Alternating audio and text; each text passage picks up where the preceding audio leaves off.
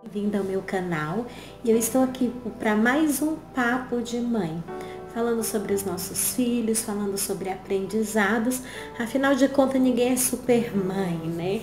Nós estamos sempre aprendendo com eles, aprendendo com os erros, aprendendo com o mundo, aprendendo com a palavra de Deus, que é muito importante. Hoje eu vou falar sobre filholatria ou filiocentrismo.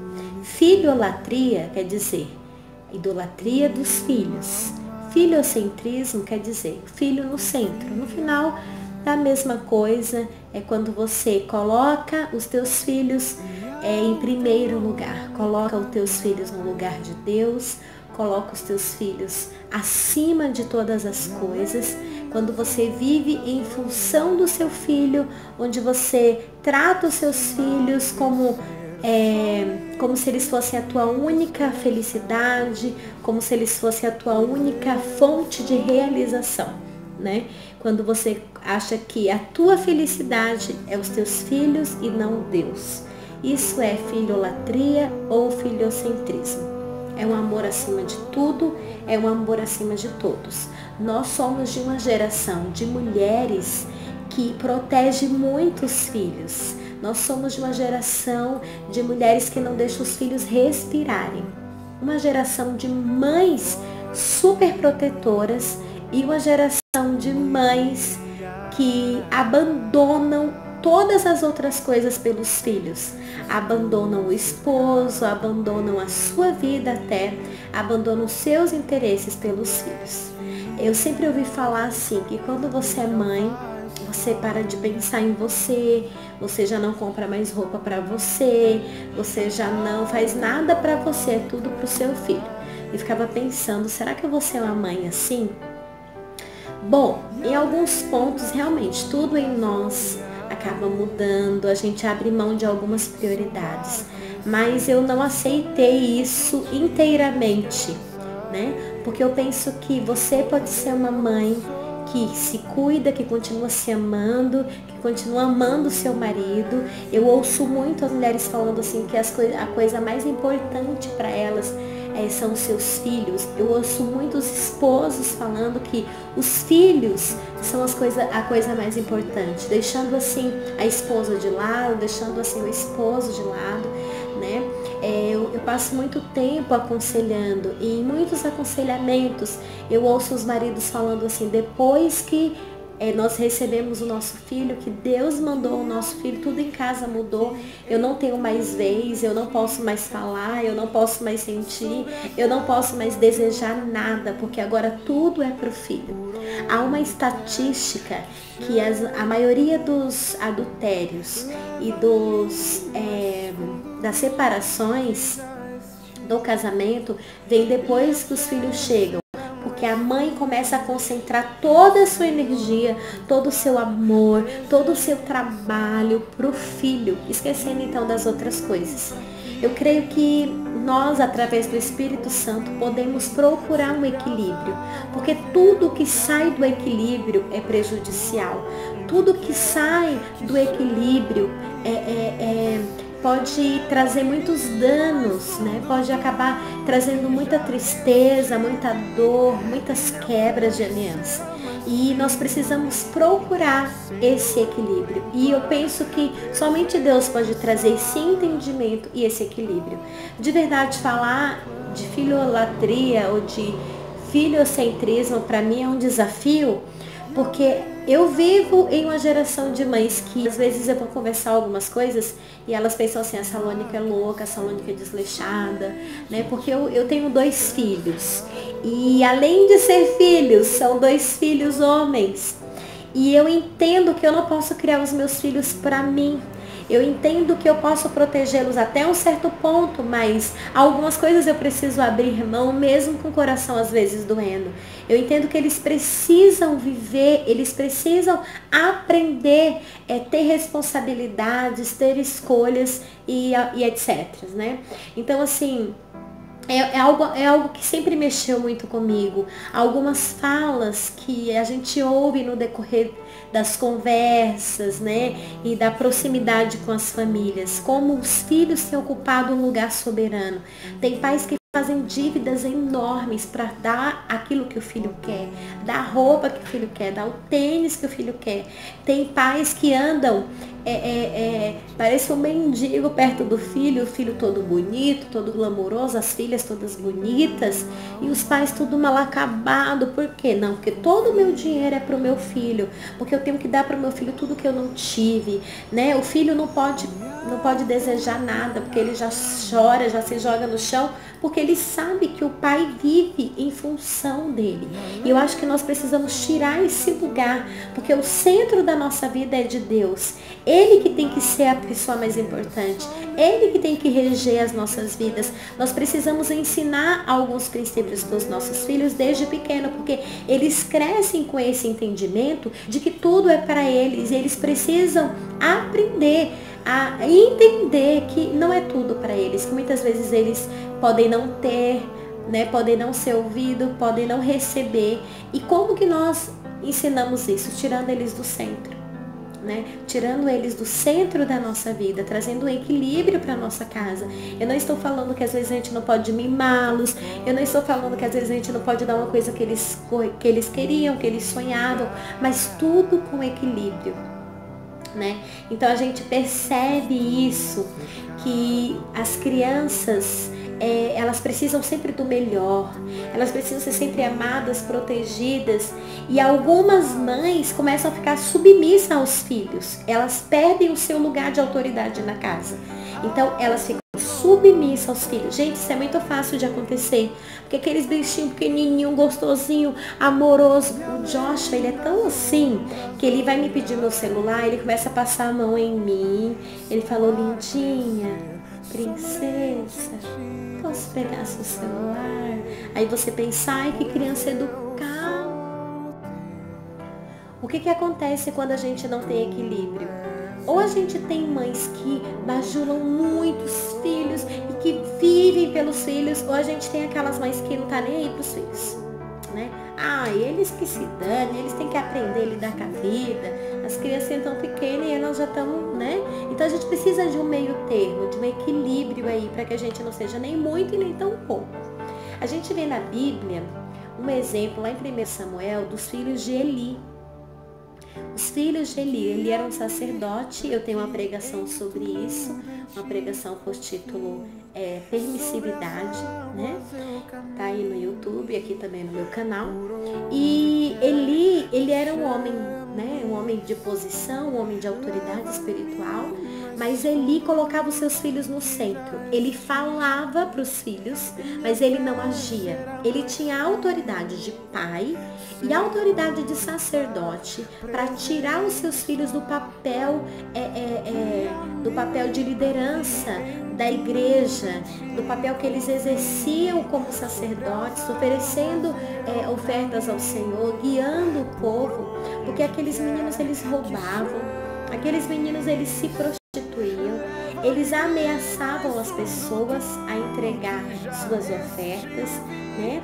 E eles eram adultos, eram casados, mas com certeza isso começou na infância, quando ele começou a permitir que os seus filhos fizessem tudo o que queria. Quando ele começou a colocar os seus filhos no centro, ele falava, mas não agia.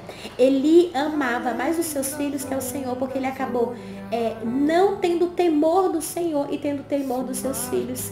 Ele praticava filiolatria, né? Porque ele colocava os seus filhos acima de Deus, mimando, dando tudo para os seus filhos, talvez com medo de perdê-los. E aí os filhos acostumaram com o poder, acostumaram com a mamata que tinha de ser filho de sacerdote e continuar fazendo tudo o que queriam, porque não dava em nada, porque o pai não fazia nada, só falava, mas não fazia. Em contrapartida, nós vemos Ana, né?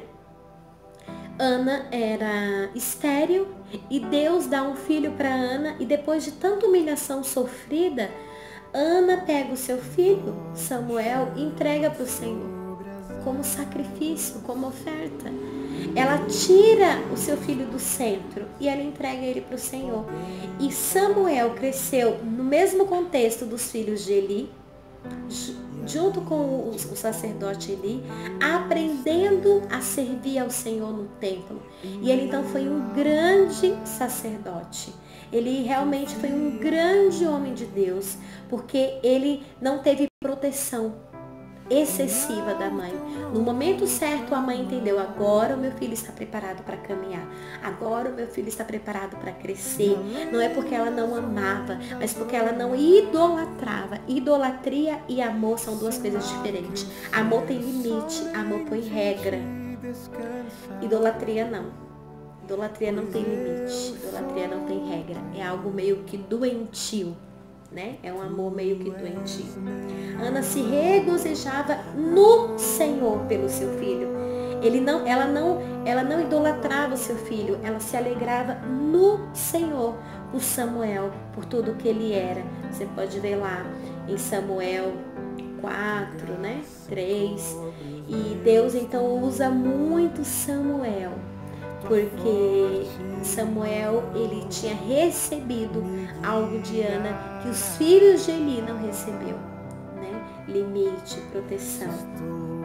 Que tipo de filho você quer ter no futuro?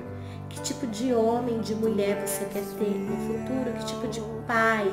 Porque esses nossos filhinhos lindos vão crescer e eles vão entender, através da mensagem que nós estamos passando de idolatria, que eles podem tudo. Tipo de adulto nós queremos que os nossos filhos sejam.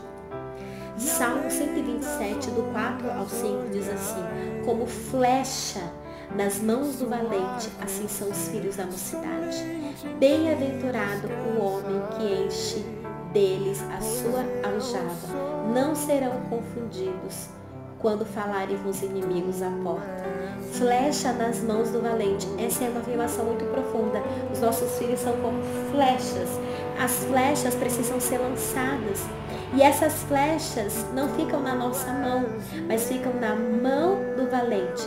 Um valente atira suas flechas com força para atingir um alvo. Então, assim como flechas na mão do valente, são os filhos em nossas mãos. Então o Senhor colocou esses filhos em nossas mãos. Nós precisamos dar conta deles para o Senhor. Um dia nós vamos prestar conta daquilo que nós fizemos com os nossos filhos, né? Então nós precisamos colocar os nossos filhos, atingir o alvo através dele. Nós precisamos lançá-los para longe. Isso significa que nós vamos muitas vezes nos afastar, muitas vezes nós vamos abrir mão, nós vamos deixar de ser egoísta, nós vamos abrir mão dessa centralidade, né? Nós vamos, a gente acha que o nosso filho tem que estar sempre perto, não pode cair, não pode se machucar, não pode receber um não pode nada.